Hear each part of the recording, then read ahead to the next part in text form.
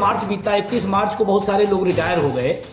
यहाँ तक ये स्थिति है कि जिनका एनपीएस के तहत 10% तनख्वाह से कटा हुआ भाग था, उससे भी कम पेंशन पा रहे हैं। मतलब हम अपने तनख्वाह का जो 10% हमने दिया है एनपीएस व्यवस्था में सरकार को, सरकार के लोगों को, उससे भी कम पेंशन मिल रही है। उन्होंने कहा जो एनपीएस में पैसा कटा है उसको विथ ब्याज वापस किया जाए। ये तो मेरी भी मांग नहीं थी, जिसको माननीय मुख्यमंत्री जी वर्तमान ने लिखा 13 में। तो मैं कह रहा हूँ कि ऐसी क्या मजबूरी है, ऐसी क्या दिक्कत है।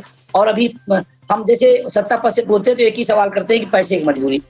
आप 1000 लाख करोड़ रुपए व्यापारियों का माफ कर देते हैं तब आपको पैसे की दिक्कत नहीं आती। इस देश में जितना कार्यक्रमों पे पैसा नहीं खर्चा होता उससे ज्यादा विज्ञापन पे पैसा खर्चा होता है, तब आपको दिक्कत नहीं आती है।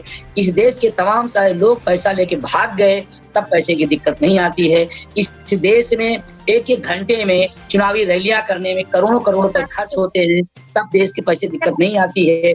जब कर्मचारी को पैसे देने होते हैं पेंशन का, तब हमें डाटा दिखाया जाता है। लेकिन एक साथ दोहरी बात की जाती है। एक तरफ कहा जाता है हम आर्थिक महाशक्ति बन रहे हैं, 5वीं आर्थिक महाशक्ति, मुझे खुशी है, मेरा देश बने, अच्छा है, हमारी भी उसमें भूमिका, हम भी जिम्मेदारी लेंगे।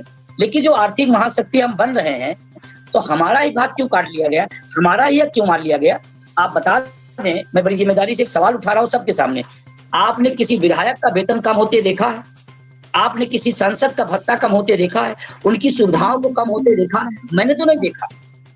उसमें मैंने जिक्र किया था कि जब संसद में या विधानसभा में अगर विधायकों या सांसदों का वेतन बढ़ता है तो दुर्विरोधी एक दूसरे के आपस में सामने बैठ के तालियां बजा के मेज थपथपा के उसका लाभ ले लेते हैं, कोई विरोध नहीं करता है।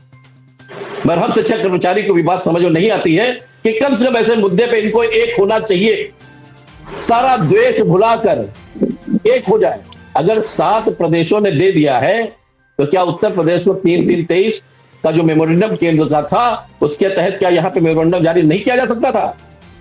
मगर हमको ऐसा लगता है कि हो सकता है हमारे माननीय मुख्यमंत्री जी की सोच हो, ये तो निकल ही जा रहा है, इस समय तो माहौल अच्छा ही है, कई प्रदेश हम लोग जीत चुके हैं, 27 का इलेक्शन आ ही रहा, तो ये मुद्दा अभी हम क्यों जाने देते हाथ से?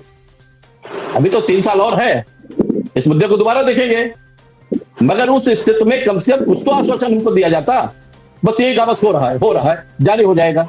कब जारी होगा, कैसे जारी होगा, कोई वो नहीं। जो नेतागण, विधायकगण और माननीय सांसदगण आ रहे हैं जिनकी योग्यता कोई नहीं है, शैक्षणिक योग्यता, और जब शैक्षणिक योग्यता नहीं है, एक सेवा भाव से राजनीति में आप जा रहे हैं, फिर भी आप जो है पुरानी पेंशन का लाभ ले रहे हैं।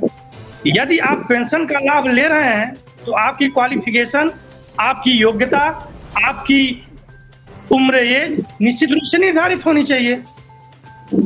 आप जैसे कर्मचारी संवर्ग में अगर आप आते हैं तो आपकी योग्यता निर्धारित होना चाहिए कि किस स्तर का हमारा नेता विधायक चुना जाएगा, किस स्तर का, किस योग्यताधारी एमपी चुना जाएगा।